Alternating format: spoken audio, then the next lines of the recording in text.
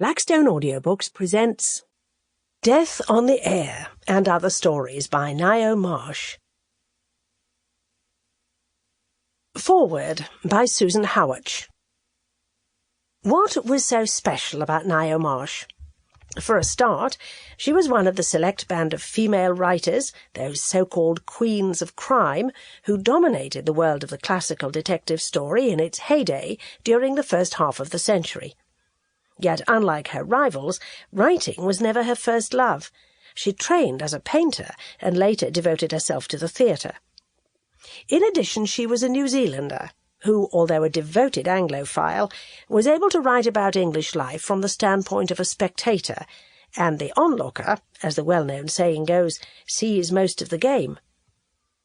This unusual background suffuses her work and sets her apart from her famous contemporaries. She writes better than Agatha Christie, and, unlike Dorothy Sayers, Ngaio Marsh never commits the sin of falling in love with her detective and lapsing into sentimentality.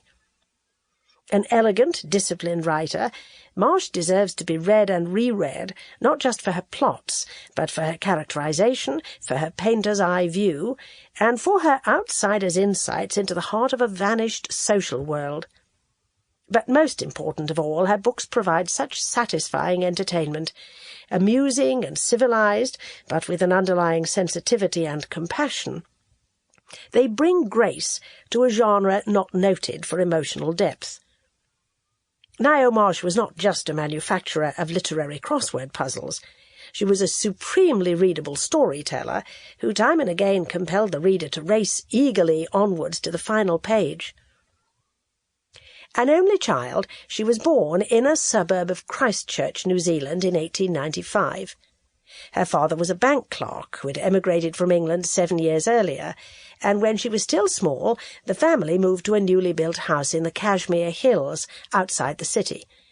This was to be Marsh's home for the rest of her life, for although she was striking in her appearance and popular with her contemporaries, a certain deep-seated shyness and the death in the First War of a young man who was special to her ensured that she never married.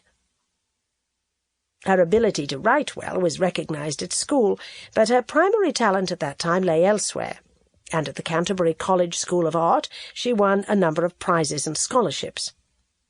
Meanwhile, her interest in the theatre had been kindled, and in her 20s she somehow found the time to pursue all three of her talents. Living at home with her parents, she devoted herself to painting, but she was also earning money writing articles for one of the Christchurch newspapers. Sample complete. Ready to continue?